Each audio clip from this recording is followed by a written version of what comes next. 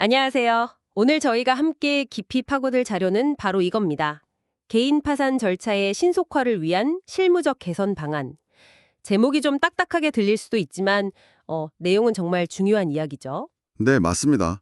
개인 파산이라는 게 정말 마지막 기회라고 생각하는 분들에게는 그 절차 자체가 또 다른 벽이 되면 안 되니까요. 그렇죠. 경제적으로 정말 막다른 골목에 몰린 분들이 다시 일어설 수 있게 돕는 제도인데 이게 막상 신청하면 뭐랄까 생각보다 시간이 너무 오래 걸린다는 말들이 많아요. 네, 그런 지적이 꾸준히 있었죠. 그래서 이 자료는 특히 서울회생법원의 경험을 바탕으로 어떻게 하면 이 절차를 좀 더 빠르고 효율적으로 만들 수 있을까, 그 실무적인 고민들을 담고 있습니다. 좋습니다. 그럼 오늘 저희의 목표는 명확하네요. 이 개인 파산 절차가 왜 자꾸 지연되는지 그 원인을 좀 파악해 보고요. 그리고 실제로 어떤 개선 노력들이 있는지 그 핵심을 함께 짚어보는 거죠. 네, 절차가 신속해야 하는 이유, 그리고 그 구체적인 방법들, 여기에 좀 집중해서 이야기 나눠보면 좋겠습니다. 결국에는 이 제도를 필요로 하는 분들에게 실질적인 도움이 되어야 하니까요. 자, 그럼 바로 본론으로 들어가서요. 도대체 무엇이 이 절차를 더디게 만드는 걸까요? 자료를 보니까 일단 신청하는 채무자 입장에서부터 좀 어려움이 많은 것 같아요. 네, 그게 첫 번째 허들일 수 있습니다. 일단 준비해야 할 서류가 정말 한두 가지가 아니거든요. 그렇죠. 뭐 재산 목록부터 시작해서 채권자 목록, 소득증빙, 가족관계 서류, 종류도 많고 또 이걸 다 정확하게 기재해야 하잖아요. 맞습니다. 일반인 입장에서는 뭐가 뭔지 알기도 어렵고 빠뜨리는 부분도 생기기 쉽죠. 또 법률 용어 자체가 너무 어렵다 보니까 이 절차가 어떻게 돌아가는 건지 이해하는 것부터가 사실 쉽지 않고요.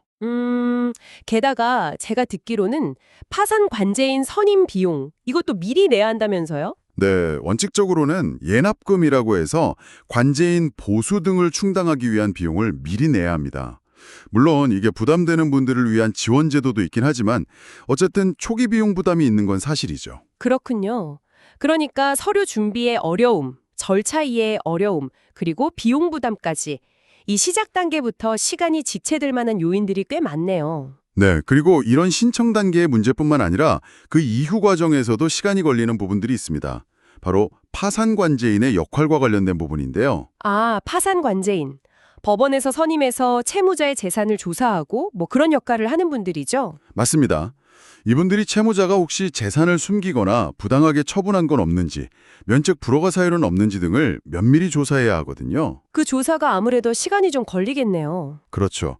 특히 요즘에는 더 꼼꼼하게 보는 경향이 있어요. 예를 들어서 파산 신청 직전 1, 2년 사이에 큰 재산을 처분했다거나 가족들끼리 돈 거래가 있었다거나 아니면 고액 보험을 해약해서 환급금을 받았다거나 하는 부분들은 좀 더 자세히 들여다볼 수밖에 없습니다. 혹시라도 재산을 빼돌리고 파산 신청하는 경우를 막기 위해서겠군요. 네. 그런 도덕적 해이를 방지하고 제도의 공정성을 유지하기 위한 필수적인 절차죠. 그런데 문제는 파산 신청 사건 수가 워낙 많다 보니까 관제인 한 분이 맡아야 하는 사건 수가 상당하다는 겁니다. 아, 업무량이 많으면 아무래도 개별 사건에 투입할 수 있는 시간이 줄어들 수밖에 없겠네요. 바로 그겁니다.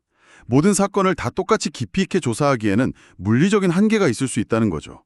이게 또 절차 지연의 한 원인이 될 수 있고요. 자, 그럼 이런 문제들, 그러니까 신청의 어려움, 관제인 업무 부담 같은 이런 지연 요인들을 해결하기 위해서 어떤 노력들이 이루어지고 있나요?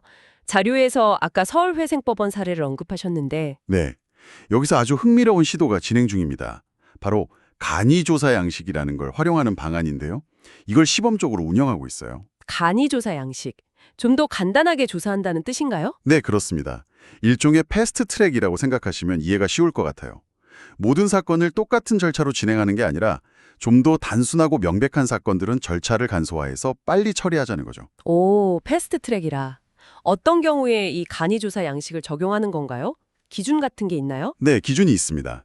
예를 들어서 소득이 최저 생계비 이하여서 생활 자체가 어렵다거나 아니면 압류가 금지된 재산 외에는 가진 재산이 거의 없는 경우 한 500만 원 미만 정도 그런 분들이 해당될 수 있고요. 아, 그러니까 애초에 숨길 만한 재산 자체가 거의 없는 분들. 그렇죠. 그리고 또 고령이시거나 아니면 중증 질병 때문에 사실상 경제 활동이 불가능하신 분들 이런 분들의 사건은 아무래도 면책 불허가 사유가 있다거나 재산을 은닉했을 가능성이 상대적으로 낮다고 볼 수 있잖아요. 네, 그럴 가능성이 높죠. 그래서 이런 유형의 사건들은 좀 더 간소화된 양식으로 조사를 진행하고 특별한 쟁점이 발견되지 않으면 신속하게 면책 결정을 내리는 방향으로 가자는 겁니다. 굉장히 합리적인 접근인데요. 모든 사건에 동일한 시간과 노력을 쏟는 대신에 사건의 특성, 그러니까 경중이나 복잡성에 따라서 처리 방식을 달리 적용한다. 이거 효율성 측면에서 정말 중요해 보이네요. 바로 그 지점입니다.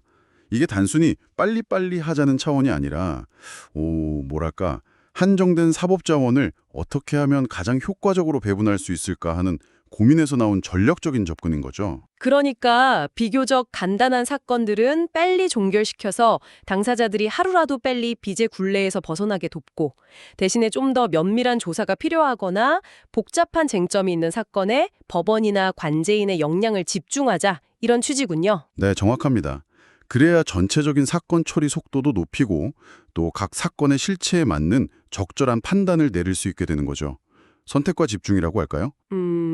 이런 간이조사 방식 외에 또 다른 개선 노력들도 있나요? 자료에서는 이 간이조사 양식 활용을 핵심 개선 방안으로 다루고 있지만 사실 그 외에도 실무적으로는 여러 고민들이 있을 겁니다.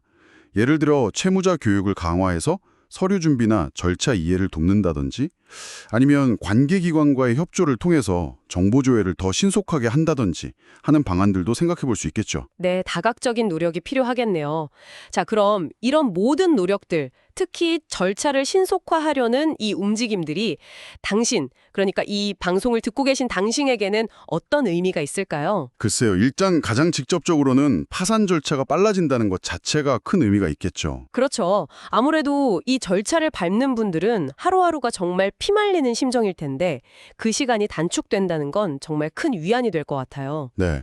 빚독촉이나 압류 같은 그런 압박감에서 조금이라도 빨리 벗어나서 정말 새로운 시작을 준비할 수 있는 시간을 앞당겨주는 거니까요. 심리적인 안정에도 큰 도움이 될 거고요. 단순히 개인의 회복 차원을 넘어서 사회 전체적으로도 좀 긍정적인 영향이 있지 않을까요? 물론입니다. 경제적으로 어려움을 겪던 개인이 빨리 재기해서 다시 건강한 경제 주체로 사회에 참여하게 된다는 건 우리 사회 전체의 활력 측면에서도 굉장히 중요한 일이죠. 생산과 소비 활동에 다시 기여할 수 있게 되는 거니까요. 어떻게 보면 사회 안전망의 한 축을 더 튼튼하게 만드는 과정이라고도 볼 수 있겠네요. 네, 그런 측면도 분명히 있습니다. 파산제도가 단순히 빚을 탕감해주는 걸 넘어서 실패를 딛고 다시 일어설 수 있는 기회를 제공하는 사회적 장치로서 제대로 기능하기 위해서는 이런 절차적인 효율성 개선이 반드시 뒷받침되어야 하는 거죠. 오늘 이렇게 자료를 통해 개인 파산 절차 신속화 노력에 대해 쭉 살펴보니까 이게 단순히 행정적인 효율성 문제만이 아니라는 게 확실히 와닿네요. 네, 맞습니다. 정말 한계 상황에 놓인 개인의 삶에 직접적인 영향을 미치는 아주 중요한 과제라는 걸 다시 한번 확인하게 됩니다. 절차를 간소화하고 또 사건의 특성에 맞춰서 좀 더 유연하게 접근하려는 이런 실무적인 노력들이 계속 이어져야 할 필요가 있습니다. 네, 오늘 저희는 개인 파산 절차를 어떻게 하면 더 빠르고 효율적으로 만들 수 있을까 하는 고민과 실제 노력들에 대해 깊이 이야기 나눠봤습니다. 간이조사 양식 같은 구체적인 방안도 살펴봤고요. 네, 의미 있는 논의였습니다. 자, 오늘 이야기를 마무리하면서 마지막으로 이런 질문을 한번 던져보고 싶습니다. 물론 법적인 절차의 효율성을 높이는 것 굉장히 중요합니다. 그런데 그 과정에서 당사자들이 필연적으로 겪게 되는 어려움들, 예를 들어 아까 말했던 서류 준비의 막막함이라든지 당장 파산 관제인 비용을 마련하기 어려운 현실적인 부담 같은 것들 있잖아요. 네, 그런 현실적인 어려움들이 있죠. 이런 부분들을 실질적으로 좀 덜어주기 위해서 우리 사회는 과연 어떤 고민을 더 해볼 수 있을까요? 법률 구조 지원을 더 확대해야 할지, 아니면 서류 준비를 돕는 공적인 시스템을 좀 더 강화해야 할지, 절차 개선 너머의 지원책에 대한 고민도 필요하지 않을까 이런 생각을 좀 해보게 되네요. 아주 중요한 질문입니다. 절차의 신속화와 더불어서 그 과정에 있는 사람들에 대한 실질적인 지원과 배려가 어떻게 조화를 이룰 수 있을지 이건 계속해서 우리가 함께 고민해봐야 할 숙제인 것 같습니다. 네, 이 질문을 당신께도 남겨드리면서 오늘 저희의 깊이 있는 이야기는 여기서 마무리하도록 하겠습니다. 다음 분석에서 또 유익한 자료로 찾아뵙겠습니다. 고맙습니다. 감사합니다.